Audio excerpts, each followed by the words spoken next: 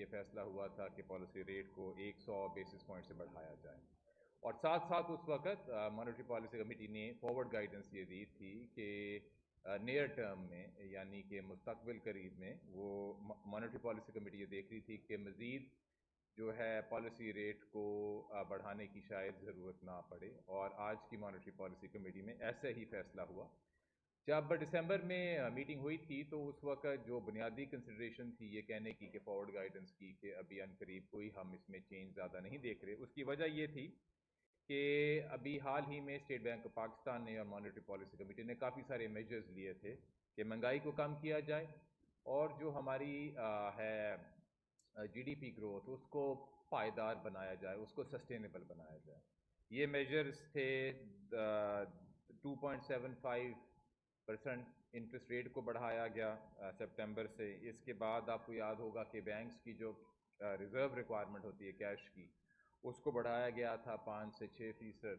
اور اس کے ساتھ کنزیومر فائنینس کو تھوڑا سا ماڈریٹ اور کم کرنے کے لیے کوئی میجرز لیے گئے تھے، مثلا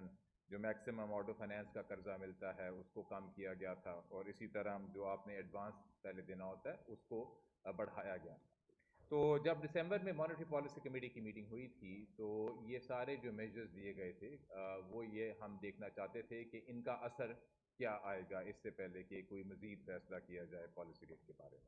تو یہ پہلا نقطہ ہو گیا کہ آج پالیسی ریٹ کے بارے میں مانیٹری پالیسی کمیٹی نے کیا فیصلہ کیا۔ اب میں دوسرے نقطے پہ آنا چاہتا ہوں کہ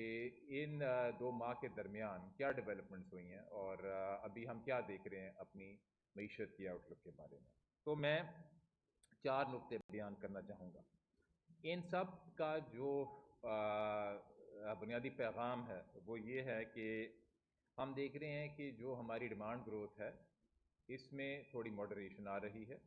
جس طرح کہ ہم چاہتے بھی تھے کہ انسسٹینیبل نہ ہو اور پائیدار رہے، تو ہم وہی دیکھ رہے ہیں۔ اور دوسرا، جو ہماری مہنگائی کی پروجیکشن ہے اگلے سال کے لیے، یعنی کہ ابھی تو تھوڑی بہت جو ہمارا ہیڈ لائن انفلیشن ہے ایئر آن ایئر وہ تو تھوڑا بڑا ہوا ہی رہے گا، کیونکہ پرائمرلی انٹرنیشنل کموڈٹی پرائسز، تیل کی قیمت اور باقی دیگر اشیاء کی قیمتیں بہت بڑی ہوئی ہیں۔ لیکن اس سے اگر ہم آگے تھوڑا سا دیکھتے ہیں تو ہم یہ دیکھ رہے ہیں کہ ایکچولی جو ہماری مہنگائی کی پروجیکشن ہے وہ تھوڑی کم ہوئی ہے، اور میں یہ بیان کرنا چاہوں گا کہ ہم کس طرح اس نتیجے پہ پہنچے۔ اس میں چار نقطے ہیں۔ سب سے پہلے یہ ہے کہ اگر آپ جو انڈیکیٹرز ہیں اکنامک ایکٹیویٹی کے، مثلا ایل ایس ایم گروتھ کو دیکھ لیں تو اس میں کچھ تھوڑی سی ماڈریشن آئی ہے۔ مثلا سپٹمبر میں ایل ایس ایم گروتھ جو تھی 2.5% تھی، اور جو اب نومبر میں جو آئی ہے وہ تقریباً 0% گروتھ ہے اس کی، یعنی کہ کچھ کمی آئی۔ اسی طرح اگر آپ کچھ اور انڈیکیٹر دیکھیں تو آپ کو دیکھیں گے کہ پہلے جس رفتار سے جو ہماری اکنامک ایکٹیویٹیز کے انڈیکیٹر بڑھ رہے تھے اس میں تھوڑی سی ماڈریشن آئی ہے، جو ایک اچھی خبر ہے۔ وہ اچھی خبر اس لیے ہے کہ وہ یہ بتا رہی ہے کہ ہماری گروتھ سسٹینیبل رہی۔ دوسرا نقطہ جو میں آپ کو بیان کرنا چاہتا ہوں وہ مہنگائی کے بارے میں۔ جو لاسٹ مہنگائی کا ہیڈ لائن انفلیشن کا نمبر آیا تھا وہ تھا تقریباً 12.3% ایئر آن ایئر، یعنی کہ اس مہینے میں اور ایک سال اس سے پہلے مہنگائی میں سی پی آئی میں کتنا اضافہ ہوا تھا۔ لیکن اگر آپ اس کو اس کے پچھلے مہینے سے دیکھیں تو جو انفلیشن کا، جس کو ہم انفلیشن کا مومنٹم کہتے ہیں، وہ مہنگائی کا مومنٹم کم ہو رہا ہے۔ اس سے میری کیا مراد ہے؟ نومبر میں جب انفلیشن کا فگر آیا تو وہ منتھ آن منتھ 3% تھا، یعنی کہ نومبر اور اکتوبر میں جو قیمتیں تھیں وہ 3% بڑھ گئیں۔ لیکن جب دسمبر میں ہم نے مہنگائی اور سی پی آئی کا فگر دیکھا تو دسمبر میں اتنی ہی قیمتیں رہیں، سی پی آئی جو ہے اتنی ہی رہی جتنی نومبر میں تھی، یعنی کہ منتھ آن منتھ جو مہنگائی تھی وہ 0% کی اسپیڈ سے بڑھی تھی۔ تو یہ ایک اچھی خبر تھی، کیونکہ یہ بتاتی ہے کہ جو مہنگائی میں مومنٹم ہے وہ تھوڑا کم ہو رہا ہے۔ یہ تھا دوسرا نقطہ۔ اب تیسرا نقطہ یہ ہے کہ جو ہمارا تجارتی خسارہ ہے، کرنٹ اکاؤنٹ ڈیفیسٹ، اس میں ہم دیکھ رہے ہیں کہ جس رفتار سے وہ بڑھ رہا ہے اس میں تھوڑی اسٹیبلائزیشن آ رہی ہے، اور اب ہمیں امید ہے کہ یہ اب اسٹیبلائزیشن سے آہستہ آہستہ کم ہونا شروع ہوئے گا۔ مثلا پچھلے 2 مہینوں میں یہ کرنٹ اکاؤنٹ ڈیفیسٹ تقریباً $1.9 بلین رہا ہے، مزید نہیں بڑھا۔ اور اس سے زیادہ اگر آپ دیکھیں non oil current account deficit کو، یعنی اس کرنٹ اکاؤنٹ ڈیفیسٹ میں سے جو تیل ہے اور جو انرجی اور پیٹرولیم پروڈکٹس کی اشیاء کو نکال دیں، کیونکہ ان کی قیمتوں کا تو ہمارا کوئی کنٹرول نہیں ہے، اور آپ دیکھیں کہ ویسے جو ہماری اکنامک ایکٹیویٹی کی وجہ سے کرنٹ اکاؤنٹ ڈیفیسٹ کتنا ہے، تو وہ تقریباً ایک بہت ہی چھوٹا سا ڈیفیسٹ تھا، $1 بلین سے کم کا بھی ڈیفیسٹ تھا اس پہلے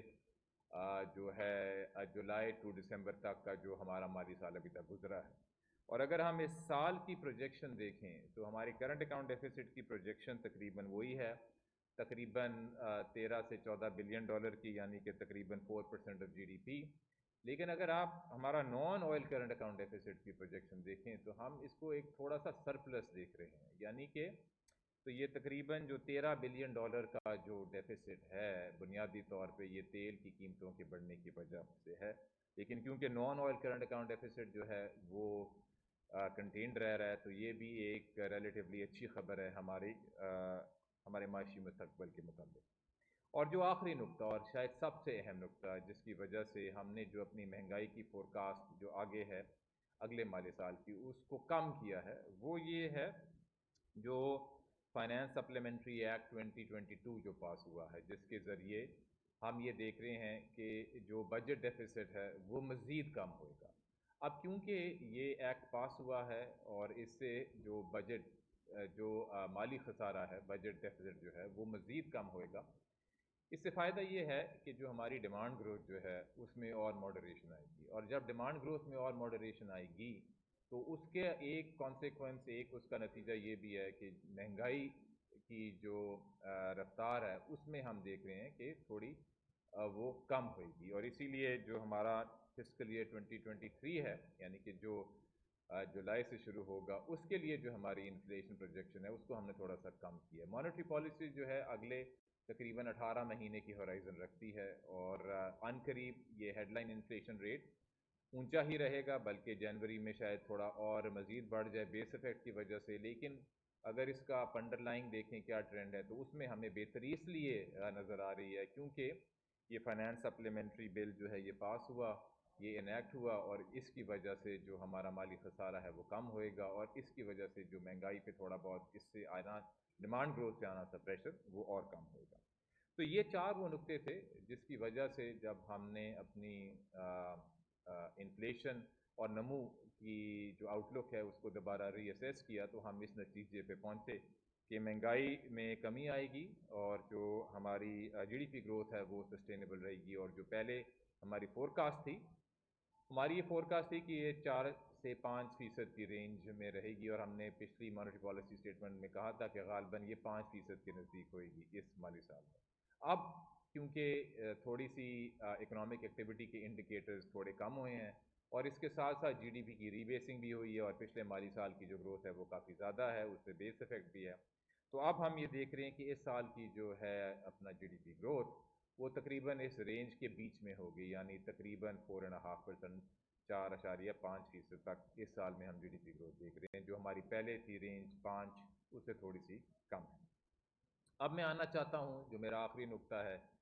کہ مانیٹری پالیسی کمیٹی نے کچھ تقریباً سال پہلے یہ ایک ٹریڈیشن اور یہ ایک روایت شروع کی تھی فارورڈ گائیڈنس کی۔ فارورڈ گائیڈنس کا مطلب ہوتا ہے کہ نہ صرف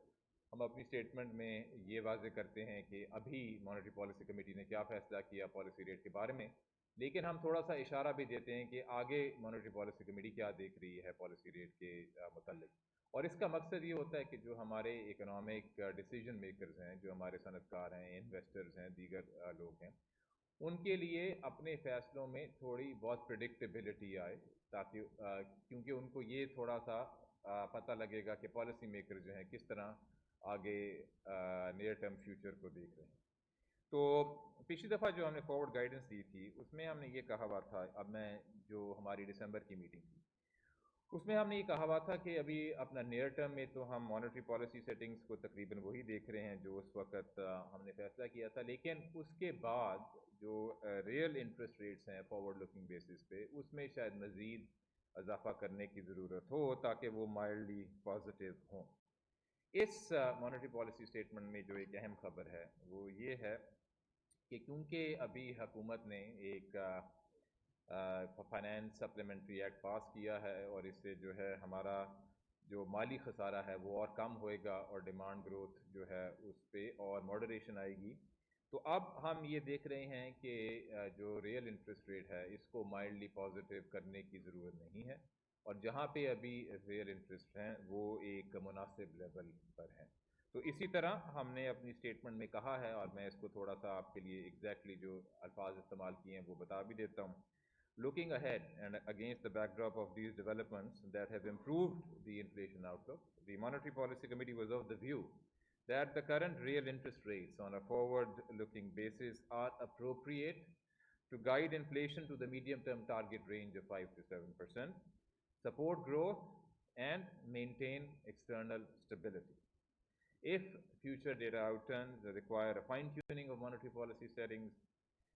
the Monetary Policy Committee expected that any change would be relatively modest. تو اس کا جس طرح میں کہہ رہا تھا جو مین پیغام ہے وہ یہ ہے کہ کیونکہ جو دسمبر میں مانیٹری پالیسی کمیٹی میٹنگ ہوئی تھی اس میں یہ بات کی گئی تھی کہ ہم ریئل انٹرسٹ ریٹ جو ہیں اس کو شاید تھوڑا سا اور بھی ان کو بڑھانا مناسب ہوگا. اب ہمارا خیال وہ نہیں ہے، اور اب ہمارا یہ خیال ہے کہ جہاں پہ ریئل انٹرسٹ ریٹس ابھی ہیں یہ ہماری معیشت کے لیے مناسب ہے، کیونکہ ہم نے دونوں چیزوں کو بیلنس کرنا ہے، نمو کو اور مہنگائی کو. اور کیونکہ جو ہمارا فسکل ڈیفیسٹ ہے وہ اب پہلے سے کم ہوئے گا، اس لیے ہمیں توجہ دینی ہے کہ جو ہماری جی ڈی پی گروتھ ہے وہ کہیں زیادہ بھی ماڈریٹ نہ ہو جائے. اور جس طرح کہ ہم نے پہلے کہا ہے 4 سے 6% تک کی رینج میں اگر پاکستان کی جی ڈی پی گروتھ رہے تو وہ ایک مناسب رینج ہوتی ہے. اب اس کے بعد جو آپ کے سوالات ہم لینے کے لیے تیار ہیں. میں چاہوں گا اس سے پہلے کہ آپ کے سوالات کی طرف ہم سلسلہ شروع کریں، ہمارے جو ڈپٹی گورنر ہیں مرتضیٰ سید صاحب جو ہماری مانیٹری پالیسی کے انچارج ہیں ان سے میں پوچھوں گا کہ اگر وہ مزید کسی بات کی وضاحت کرنا چاہیں. مرتضیٰ صاحب جی آپ سے پھر آپ سوال لے لیں. بہت شکریہ گورنر صاحب. اس سے پہلے کہ ہم سوالوں کا سلسلہ شروع کریں میں بتاتا چلوں کہ آج ہمیں زوم کے ذریعے بھی بہت سارے صحافی حضرات نے جوائن کیا ہوا ہے، اور سوال جواب کا جو سلسلہ ہوگا اس میں ہم پہلے ایک راؤنڈ ہم یہاں انٹرنلی آڈیٹوریم سے کویشچنز لیں گے، اور میں یہ درخواست کروں گا آپ تمام حضرات سے کہ کائنڈلی اپنے سوال کو مختصر رکھیں اور کوشش کریں کہ ایک سوال پوچھیں، اور اس کے بعد جب نیکسٹ راؤنڈ ہو تو اس میں ہم دوبارہ آپ کو موقع دیں گے کہ آپ اپنا سوال پوچھ سکیں. تو ہم سلسلہ شروع کرتے ہیں. تو پہلے ہم یہاں آڈیٹوریم سے کویشچن دیں گے اور اس کے بعد پھر ہم زوم سے جو ہمارے ساتھ کے جوائن کیے ان سے ہم سوال پوچھیں. جی ریاض.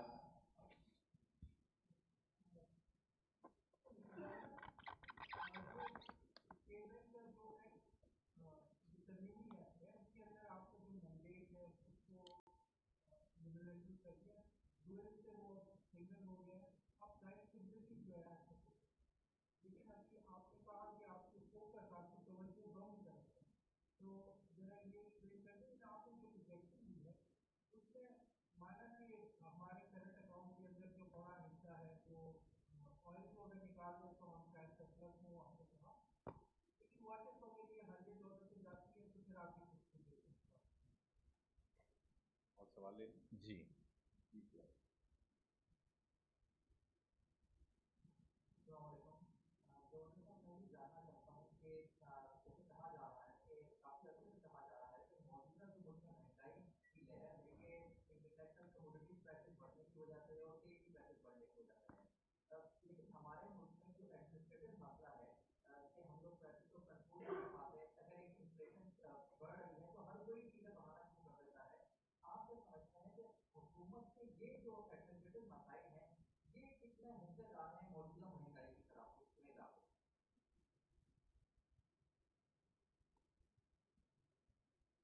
ایک اور سوال لے لیں، اور میں گزارش کروں گا کہ جس ادارے سے آپ تعلق رکھتے ہیں جو بھی نیوز پیپر یا ہے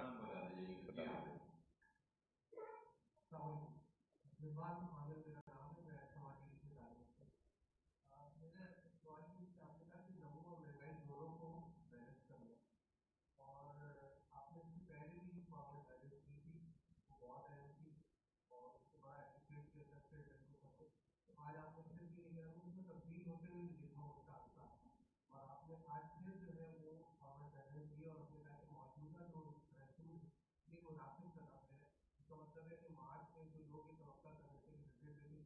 रेफरेंस बढ़ाना शायद ऐसा ना हो। एक सवाल तो यही है, और दूसरा यही है कि एक बहुत बड़ी कंफ्यूजन पैदा हो गई कि स्टेट बैंक के बैंकों से कहा है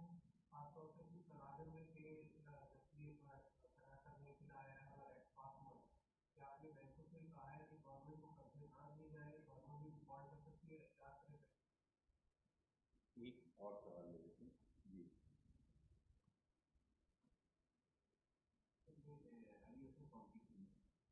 फूड आइटम्स उनमें एक महंगाई बढ़ रही है, एक उसको कंट्रोल किया जाए, फिर एग्रीकल्चर प्रोडक्ट्स जो हैं वो भी उनके भी जो है काफ़ी कीमतें बढ़ रही है, उसकी वजह से भी एक महंगाई का असर होती है, इसके बारे में ये कुछ सवाल अपना ले लेते हैं, इसके बाद एक और राउंड भी कर लेंगे, और अगर कोई जूम से भी हमारे साथ दोस्त हैं तो उनके भी सवालात हम ले लेंगे। और मैं ये भी कहना चाहता हूँ कि क्योंकि ये हमारी वो प्रेस कॉन्फ्रेंस है जो साल में 2 दफ़ा होती है, तो अगर मॉनेटरी पॉलिसी के अलावा कोई और भी सवालात हो, मसलन हाउसिंग पे क्या हम काम कर रहे हैं, और इसी तरह जो डिजिटल एजेंडा है हमारा उस पर हम क्या कर रहे हैं, तो हमारी डिप्टी गवर्नर साहिबा सीमा कामिल साहब जो इन एरियाज़ को देखती हैं वो भी हमारे साथ हैं, और आपके सवालों का बड़ी खुशी से हम जवाब भी देंगे। बारी बारी ये सवाल लेते हैं, लेकिन एक दफ़ा सवाल लेने से पहले मैं एक दफ़ा दोबारा खुलासा देना चाहता हूँ जो मैं अपने इब्तदाई में कहना चाह रहा था। सबसे पहले मेरा नुक्ता ये था कि जो पॉलिसी रेट है उसको बरकरार रखा, और उसको बरकरार रखा जैसा कि पिछली मॉनेटरी पॉलिसी कमेटी की मीटिंग में इशारा दिया गया था फॉरवर्ड गाइडेंस में। और उस इशारे की बुनियाद ये थी कि क्योंकि हमने अभी काफ़ी मेजर्स लिए हैं, 2.75% से पॉलिसी रेट बढ़ाया है, कैश रिजर्व रिक्वायरमेंट बढ़ाई है, और कंज्यूमर फाइनेंस में थोड़ी सी टाइटनेस लाए हैं, तो हम चाहते हैं कि इनका जो इम्पैक्ट आ रहा है, जो इनका असर आ रहा है, उसको हम अच्छी तरह देखें। दूसरा मेरा नुक्ता ये था कि जो हमारी दिसंबर की मीटिंग और जो हमारी जनवरी की मीटिंग, इसमें हम ये देख रहे हैं कि जो महंगाई की जो हमारी प्रोजेक्शन है अगले माली साल के लिए, उसमें कमी आई है, और उसकी कमी आने की बहुत सारी वजूहत हैं। एक वजह खासकर ये है कि जो फाइनेंस सप्लीमेंट्री एक्ट पास हुआ है, जिससे हमारा माली खसारा कम होएगा, उससे जो डिमांड ग्रोथ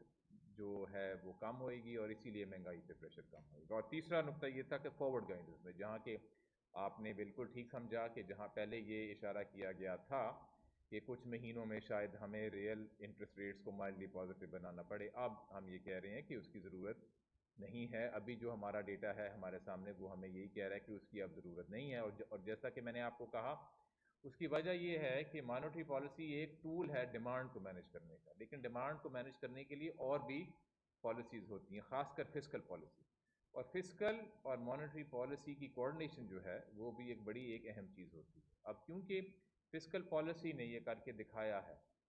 कि वहाँ पे कंसोलिडेशन हो रही है, और एक अच्छे अंदाज से हो रही है, और जो पहले एक्सपेक्टेशंस थी उससे अब ज़्यादा होएगी, तो उसका एक फ़ायदा फिर ये होता है कि जो मॉनेटरी पॉलिसी को फिर कम काम करना पड़ता है, और इसीलिए हम इस स्टेज तक पहुँचे हैं कि अब हम ये कह सकें कि जिस तरह पहले अगर हमने रियल इंटरेस्ट रेट्स को माइल्डली पॉजिटिव करना था, थोड़ा सा बढ़ाना था, पॉजिटिव टेरिटरी में लाना था, अब शायद उसकी ज़रूरत ना पेश आए। तो ये एक बुनियादी पैगाम है फॉरवर्ड गाइडेंस का, जो आपने रिजवान बिल्कुल ठीक आपने समझा। अब आप ही के सवाल का जो दूसरा जो था उसका हम जवाब दे देते हैं कि ये आप कह रहे हैं कि कोई ऐसी अफवाह चल रही है, ये कतन गलत है। हमने कोई किसी किस्म के बैंक्स को नहीं कहा हुआ कि वो गवर्नमेंट को कर्जा दें या ना दें। बैंक की ट्रेजरी ऑप्शंस में बड़ी अच्छी पार्टिसिपेशन रहती है, और हमें ऐसी ही हमारी एक्सपेक्टेशन है कि ऐसी ही अच्छी पार्टिसिपेशन रहेगी। और आप देखेंगे, एक मैं ज़्यादा बुनियादी बात कर दूं कि जैसे जैसे जो हमारा माली खसारा है वो कम होता जाएगा, तो आप देखेंगे कि जो गवर्नमेंट को मार्केट से उठाना पड़ता है वो भी कम होता जाएगा, और जो गवर्नमेंट को ज़रूरत होती है बैंक से कर्जा लेने की, उसमें भी कमी आई। स्टेट बैंक एक्ट का एक सवाल जो पहला सवाल किया गया वो ये कि हमने प्राइस स्टेबिलिटी का एक मैंडेट है, तो हमने साथ जो नमू की कैसे बात कर दी। तो ये एक अच्छा सवाल है, क्योंकि ये वाज़े करता है कि स्टेट बैंक एक्ट अगर इनेक्ट हो भी जाता है, तो जो 3 हमारे बुनियादी हदफ हैं, जो हमारे गोल्स हैं, वो इसी तरह रहते हैं, बरकरार रहते हैं। वो क्या हैं? एक है कि महंगाई को कम करना, दूसरा ये है कि माली इस्तेहकाम रहे, फाइनेंशियल स्टेबिलिटी रहे, और तीसरा ये है कि जो हमारी नमू और ग्रोथ जो है, इसको एक पायदार अंदाज से हम आगे चलाते रहें और एक सस्टेनेबल लेवल पे रखें। तो ये जो मॉनेटरी पॉलिसी की जो स्टेटमेंट अभी आपको मिल भी जाएगी, ये सबूत है इसी बात का कि अभी भी और आगे भी अगर ये बिल पास भी होता है तो हम इन तीनों मकासद को सामने रखेंगे, और इसमें हमेशा बैलेंस स्ट्राइक करने की ज़रूरत होती है। अभी महंगाई की ज़्यादा बुनियादी वजह جو تیل کی قیمت اور جو انرجی کی اور انٹرنیشنل کموڈٹی پرائسز یہ ہے، تو اس کو تو ہم پالیسی ریٹ سے کنٹرول نہیں کر سکتے، تو اسی لیے ہم اس میں بیلنس چاہتے ہیں۔ اس کے بعد آپ نے ایک اچھا سوال کیا کہ اگر تیل کی قیمت $100 پہ چلی جاتی ہے تو پھر ہمارا کیا رسپانس ہوئے گا۔ دیکھیں، اگر تیل کی قیمت $100 پہ جاتی ہے تو سب سے پہلے تو ہمارے بیلنس پیمنٹس پہ پریشر آئے گا۔ اگر اس قسم کی کوئی حالت کوئی صورتحال ڈیولپ ہوتی ہے تو میں ایک پیغام تو یہ دینا چاہتا ہوں کہ پہلے کے مقابلے میں ہمارے ریزروز بہت زیادہ ہیں، کہیں زیادہ ہیں۔ جب اگر آپ دیکھیں جولائی آف 2019 میں ہمارے ریزرو تقریباً $7 بلین کے تھے، اور اب جو ہے دسمبر میں جو کلوز ہوئے تھے تقریباً 17 بلین کے تھے، اور تقریباً اسی رینج میں رہتے ہیں، کبھی 16، کبھی 17، کبھی 18۔ تو ایک تو ہمارے پاس ریزرو زیادہ ہیں، بفر زیادہ ہیں کہ اگر آئل پرائس $100 تک کی بھی پہنچتی ہے تو ہمارے پاس وہ ڈالر کی لیکویڈیٹی ہے کہ ہم جو ہے آرام سے اپنی فارن ایکسچینج کنڈیشنز کو آرڈرلی رکھ سکیں۔ دوسرا، میں آپ کو یہ نقطہ پیش کرنا چاہوں گا کہ اگر آپ دنیا میں گلوبلی تیل کی قیمت کی سائیکل دیکھیں تو جب اگر یہ $100 یا بہت زیادہ ہوتی ہے تو اس کا جو نتیجہ ہوتا ہے وہ یہ ہوتا ہے کہ جہاں جہاں بھی تیل منگایا جا رہا ہے وہاں پہ تیل کی کنزمپشن کم ہو جاتی ہے، کیونکہ قیمتیں جب بڑھتی ہیں تو کنزمپشن کم ہوتی ہے، یہ law of supply and demand ہے۔ تو پھر آپ دیکھتے ہیں کہ کچھ دیر بعد تیل کی ڈیمانڈ میں ہی کمی آ جاتی ہے، اور جب تیل کی ڈیمانڈ میں کمی آ جاتی ہے تو تیل کی قیمت بھی نیچے آ جاتی ہے۔ تو یہ کموڈٹی سائیکلز ہیں پرائسز کی، یہ اوپر بھی جاتی ہیں اور نیچے بھی جاتی ہیں۔ تو اگر یہ قیمتیں اوپر گئیں بھی تو وہ عارضی ہوگا، اور اگر اس دوران ہمارے پاس اتنی کیپیسٹی ہوگی کہ ہم اپنی معیشت کو اچھے انداز سے سسٹین کر سکیں۔ اس کے بعد ایک سوال تھا کہ ایڈمنسٹریٹو میجرز جو لیے جا رہے ہیں اس کے بارے میں ہماری کیا رائے ہے۔ تو اس میں جو ایڈمنسٹریٹو میجرز کا ایک اہم کردار ہے کہ پاکستان میں جو قیمتیں ان کو کم کیا جائے۔ اب میں آپ کو ایک مثال دے دیتا ہوں کہ اگر آپ دیکھیں تو کافی سارے سیکٹرز میں آپ کو یہ پتہ لگے گا کہ جو مڈل مین ہے وہ کافی ساری قیمت جو ہے وہ رکھ لیتا ہے، اور چاہے جو ہماری اگر فارم یا جو ہمارا فارمر ہے اس کو ایک قیمت ملتی ہے، جو دکان میں آپ دے رہے ہیں مثلاً آٹے کے لیے لیں یا کسی اور کے لیے لیں اس میں بڑا فرق ہے۔ تو بیچ میں جو مارجن ہے اس میں بھی بڑی فلکچویشن آتی ہے۔ ظاہر ہے یہ تو مانیٹری پالیسی وغیرہ سے کنٹرول نہیں ہو سکتا، اس کے لیے مسلسل ایڈمنسٹریٹو میجرز کی ہی ضرورت ہے۔ ہمارے خیال میں اچھے میجرز لیے گئے ہیں،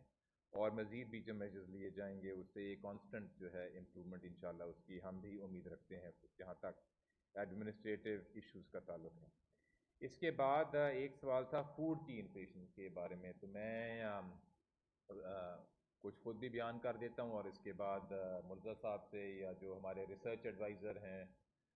ڈاکٹر علی چودھری ان سے بھی میں گزارش کروں گا اگر وہ مزید اس پہ کوئی آپ کو اور اس کی تفصیل بیان کرنا چاہیں۔ تو فوڈ انفلیشن ایک اچھی مثال ہے اس سی پی آئی کے اس حصے کی جس کو مانیٹری پالیسی کے لیے کنٹرول کرنا بڑا مشکل ہوتا ہے، کیونکہ فوڈ جو ہے پرائمریلی ڈیپینڈ کرتا ہے کہ آپ کی ایگریکلچرل پروڈکٹ اور آؤٹ پٹ کتنی ہے۔ اس سال جو ہمیں ایک مزید چیلنج آیا ہے وہ یہ ہے کہ کیونکہ ہماری ایگریکلچرل جو آؤٹ پٹ ہے وہ اس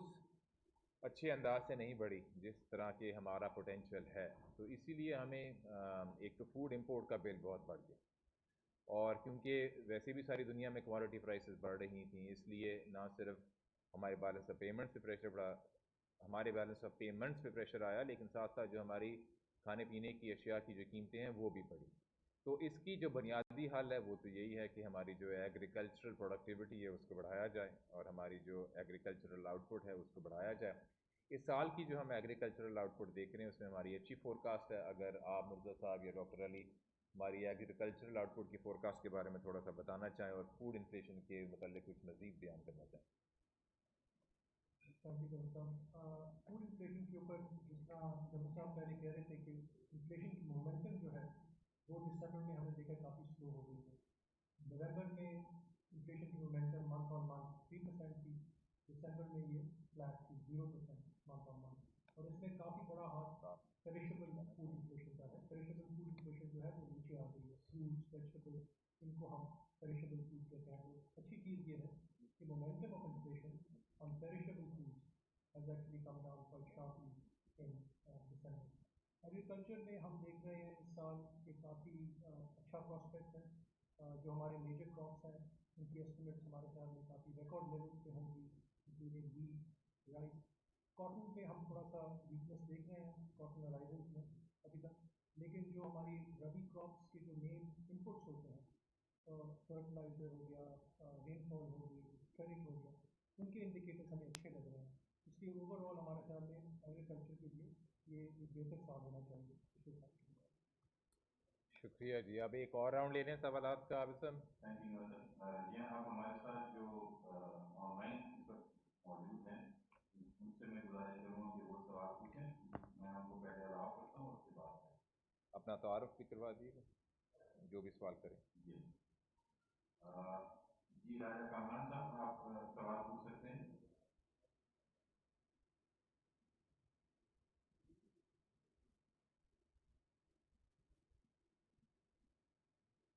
جی السلام علیکم جی، میں راجہ کامران بات کر رہا ہوں ڈی ٹی وی کراچی سے۔ ڈاکٹر صاحب میرے دو سوالات ہیں۔ نمبر ایک یہ کہ آپ جو مانیٹری پالیسی جاری کرتے ہیں اس سے جو عام آدمی پر اثرات مرتب ہوتے ہیں، جو آپ اس کو کہتے ہیں اسٹیبلائزیشن آتی ہے معیشت میں، مگر اس سے جاب لاس بھی بہت زیادہ ہوتا ہے، بزنس لاس بھی بہت زیادہ ہوتا ہے۔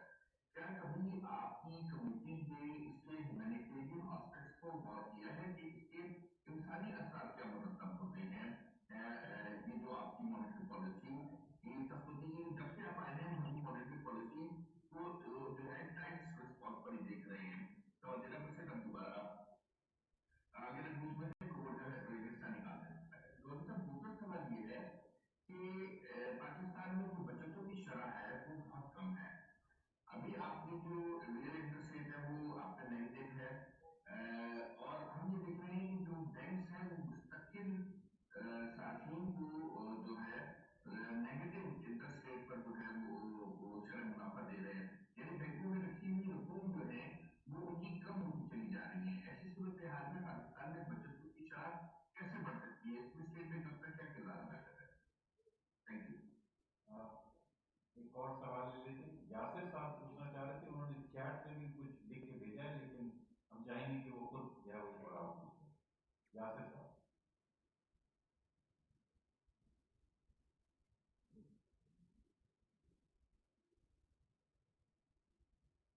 میرے خیال سے یاسر صاحب یا تو آواز دی جا رہی ہے یا وہ جواب نہیں۔ جی یاسر صاحب کیا آپ ہمارے ساتھ ہیں؟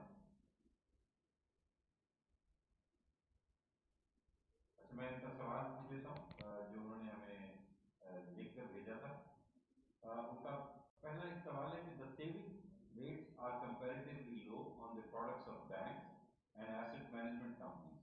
Hence people are moving toward options like cryptocurrencies. Does SBP have any plan to revise up the minimum saving rate in coming future? اور اس کے بعد ان کا ایک دوسرا سوال ہے the use of digital banking has been increasing in the country. Digital banking service from various banks are consistently poor. Why don't you take a penalized action against banks? اور ان کا آخری سوال ہے SBP asked banks to send free SMS alert to their customers in 2018. However, the banks are still charging various fees on this service. What is your action on this? کوئی اور آخری سوال ہے یہاں سے بھی کسی کا؟ جی ایک آدھ سوال اور بھی جی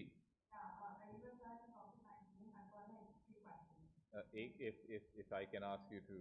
maybe limit to two. میں نے عابد صاحب کو بھی یہ کہنا ہے کہ آپ نے خود ہی کہا تھا کہ ایک ایک سوال کر لیں تو اس میں 3 کر لیے، maybe limit yourself to 2 اور پھر ہم جی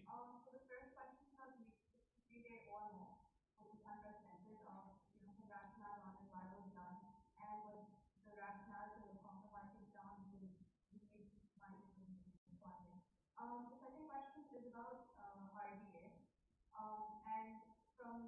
the state bank call of the bank CEOs, we've seen that the daily average account opening has declined. Does that mean that we're looking at increasing RBA accounts? And why would the leverage also increase in your words? Okay ایک اور آخری کر لیں اس کے بعد پھر ہم اس کو ختم کر دیں۔ جی یہ سلمان صدیق ایکسپریس ٹریبیون سے ہمیں پوچھ رہے ہیں what is actual real interest rate at present or on forward basis, and at the same time what is your inflation projection for FY 22 and 23? Okay جی چلیں جی ہم باری باری یہ سوال لے لیں. سب سے پہلے یہ سوال تھا ریگارڈنگ کہ یہ راجہ کامران صاحب کا، اور مجھے امید ہے راج صاحب آپ کو آواز بھی آ رہی ہوگی. تو پہلا آپ کا یہ سوال تھا کہ کیا مانیٹری پالیسی کمیٹی میں جو ہے امپلائمنٹ اور اس قسم کی چیزوں پہ ڈسکشن ہوتی ہے. تو میں آپ کو بالکل تسلی دینا چاہتا ہوں کہ بالکل اس پہ بہت واضح طور پہ ڈسکشن ہوتی ہے، اور جو ایکشنز لیے گئے ہیں وہ اسی لیے لیے گئے ہیں کہ جو عام آدمی کے لیے جو حالات ہیں ان کو بہتر کیا جائے. کیسے؟ سب سے پہلے مہنگائی جو ہے وہ عام آدمی کے لیے ایک بہت بڑا ٹیکس ہوتا ہے، اور اگر مانیٹری پالیسی کمیٹی کا ایک بنیادی ہدف ہے ہی کہ مہنگائی کو کم کرنا، اس لیے جو میجرز لیے گئے، مثلا جو پالیسی ریٹ کو 2.75 بیسس پوائنٹ سے بڑھایا گیا، اور اس کے بعد کیش ریزرو ریکوائرمنٹس بڑھائے گئے، اور آٹو فائنینسنگ وغیرہ پہ تھوڑی سی اور ٹائٹنس کی گئی، ان سب کا بنیادی مقصد یہی تھا کہ مہنگائی کو کم کیا گئے جس سے عام آدمی کے لیے بہتری ہوگی. اس کے بعد آپ نے اپنے سوال میں شاید اس ویو کا اظہار کیا کہ مانیٹری پالیسی ہمیشہ ٹائٹ رہی ہے، تو یہ قطعاً غلط ہے، اور اس کا ثبوت یہ ہے کہ ایک زمانے میں مانیٹری پالیسی جو ہے وہ 13% کا اس کا پالیسی ریٹ تھا، لیکن اس کی بنیادی وجہ وہ یہ تھی کہ اس سے پہلے جو تجارتی خسارہ ورثے میں پاکستان کو ملا تھا وہ 19 بلین ڈالر کا تھا. تو وہ ایک ایسی سٹیج تھی کہ جب 19 بلین ڈالر کا کرنٹ اکاؤنٹ ڈیفیسٹ ہو، اور آپ کے ریزرو 7 بلین ڈالر کے ہوں، اور آپ کی جو فارورڈ اور سواپ لائبلٹیز ہیں وہ 8 بلین ڈالر کی ہوں، تو وہ ایک فائنینشیل کرائسس تھا. اس کو اسٹیبلائز کرنے کے لیے پالیسی ریٹ کو وہاں پہ رکھنا تھا. لیکن پھر جب کووڈ آیا تو آپ صاحب کے سامنے ہی ہے کہ پالیسی ریٹ کو ہم نے بہت ہی تیزی سے نیچے گرایا، اور اس کو 7% کر دیا. لوگوں کی جو امیدیں تھیں اس سے بھی زیادہ ہم نے پالیسی ریٹ کو گرایا، اور نہ صرف پالیسی ریٹ کو کم کیا بلکہ اس کے علاوہ جو اسٹیٹ بینک نے میجرز لیے کووڈ میں اپنی معیشت کو کووڈ سے بچانے کے لیے، وہ تقریباً جو ہے 5% تھے جی ڈی پی کے، یعنی کہ تقریباً 2000 ارب روپے کی ہم نے جو میجرز لیے، اور ایسی اسکیمیں نکالیں جو پہلے کبھی اسٹیٹ بینک نے نہیں نکالی تھیں. تو ان ساری جو میجرز تھے ان کا مقصد یہ تھا کہ اکانومی کو سپورٹ کیا جائے. تو یہ خیال کرنا یا یہ تاثر دینا کہ مانیٹری پالیسی ہمیشہ ٹائٹ رہی ہے، یہ بالکل غلط ہے، اور اس کا جو سارا فگرز اور فیکٹس جو ہیں ہماری ویب سائٹ پر بھی لگے ہوئے ہیں. اس کے بعد ایک اور سوال یہ تھا کہ ڈپازٹ ریٹ کو ہم ٹارگٹ کرتے ہیں کہ نہیں، اور وہ اگر ریئل ٹرمز پہ نیگیٹو ہے یا پازیٹیو ہے. تو ایک تو میں نے سب کو یہ کہنا تھا کہ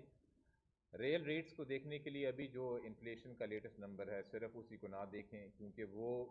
کبھی اوپر جاتا ہے کبھی نیچے جاتا ہے. اگر آپ ایک لانگر ٹرم میجر کو دیکھیں انفلیشن کو تو وہ ایک زیادہ مناسب ہے. اور ہم جب اسٹیٹ بینک میں دیکھتے ہیں تو ہم فارورڈ لوکنگ بیسس پہ ریئل انٹرسٹ ریٹس کو دیکھتے ہیں کہ اگلے 12 مہینے یا اگلے کچھ مہینوں میں ہماری انفلیشن کی کیا پروجیکشن ہے، اور پھر ہم اس کو جو ہے پالیسی ریٹ یا جو بھی نامنل انٹرسٹ ریٹ ہے اس سے مائنس کرتے ہیں. لیکن اس سے زیادہ بنیادی جو سوال ہے وہ یہ ہے کہ ہم جو پالیسی ریٹ کے فیصلے کرتے ہیں اس میں ہمارے گولز کیا ہیں، ہماری what are the objectives that we are guided by. اور یہ جو آپ کو مانیٹری پالیسی اسٹیٹمنٹ ملے گی اس کے تیسرے پیراگراف میں یہ گولز بیان کیے ہوئے ہیں، اور ایک دفعہ میں آپ کو دوبارہ بھی بتاتا ہوں یہ کیا ہیں. سب سے پہلے to guide inflation to the medium term target range of 5 to 7%. یہ 5 to 7% کی جو رینج ہے یہ حکومت نے اپنے پچھلے بجٹ میں یہ دی تھی کہ یہ میڈیم ٹرم ٹارگٹ ہے حکومت کا. اور ہم جو اپنی فورکاسٹنگ اور انالیسس کرتے ہیں وہ اسی بیسس پہ کرتے ہیں کہ جو بھی پالیسی ریٹ کا ہم فیصلہ کریں وہ ہمارے فورکاسٹنگ ماڈل میں جو ڈاکٹر علی اور ان کی ٹیم کرتی ہے اس رینج میں اگلے کوئی تقریباً 18 مہینے یا 24 مہینے میں اس رینج میں جائے. تو ایک تو وہ ہے ہمارا گول. دوسرا ہمارا گول یہ ہے گروتھ، کہ ہم ساتھ ساتھ یہ بھی دیکھیں کہ جو گروتھ ہے وہ ایک اچھی رینج میں رہے. اور جیسا کہ میں نے کہا کہ 4 سے 6% کی گروتھ پاکستان کے لیے ایک سسٹینیبل گروتھ ہے اور مناسب رینج بھی ہے. اور اس کے ساتھ جو ہماری تیسری کنسرن ہے وہ فائنینشیل اسٹیبلٹی کی ہے، کہ جو خاص کر ایکسٹرنل اسٹیبلٹی کی، کہ ہماری فارن ایکسچینج مارکیٹ، ہمارا کرنٹ اکاؤنٹ ڈیفیسٹ، ہمارے بیلنس آف پیمنٹس اور ہمارے ریزروز جو ہیں ان سارے انڈیکیٹرز میں بہتری آتی رہے، اور اگر فلکچویشنز ہوں تو وہ تھوڑی. تو یہ 3 گولز ہوتے ہیں، اور ان تینوں کو ہمیں دیکھ کے آگے لے کے اپنے فیصلے کرنے ہوتے ہیں. اب اس کے بعد ایک اور سوال یہ تھا کہ منیمم سیونگ ریٹ کے بارے میں ابھی ہم کچھ سوچ رہے ہیں. تو یہ ایک اچھا سوال ہے. آپ کو یاد ہوگا کہ کچھ عرصہ پہلے ہم نے منیمم سیونگ ریٹ کو بڑھایا بھی تھا. اس کو بڑھانے کی ایک وجہ یہی تھی کہ ہم چاہ رہے تھے کہ جو ڈپازٹرز ہیں ان کو تھوڑا سا بینیفٹ اور پاس آن کیا جائے. اگر آپ کے خیال میں ہمیں اس کے بارے میں مزید سوچنا چاہیے تو ہم اس کے بارے میں مزید سوچ بھی سکتے ہیں. اس میں کچھ ٹریڈ آفس بھی ہوتے ہیں اور ان کو بھی سامنے رکھنا ہوتا ہے. لیکن ابھی ایسا ہماری اس پہ کوئی تھنکنگ نہیں ہے. جو ہماری زیادہ خواہش ہے وہ یہ، یا جو ہماری امید ہے وہ یہ ہے کہ جو مہنگائی کی جو رفتار ہے اس میں کمی آئی،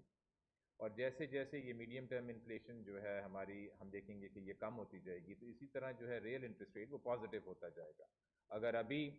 آپ کو بینک لمبے ڈپازٹ پہ تقریباً 9-10% دیتا ہے، اور اگر آگے جو ہماری مہنگائی ہے وہ کم ہوتی ہے،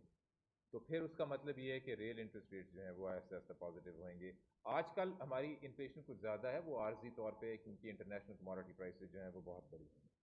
اس کے بعد آپ نے ایک یہ سوال کیا تھا کہ جو ڈیجیٹل بینکس ہیں ان پہ اور ان کی جو سروسز ہیں اس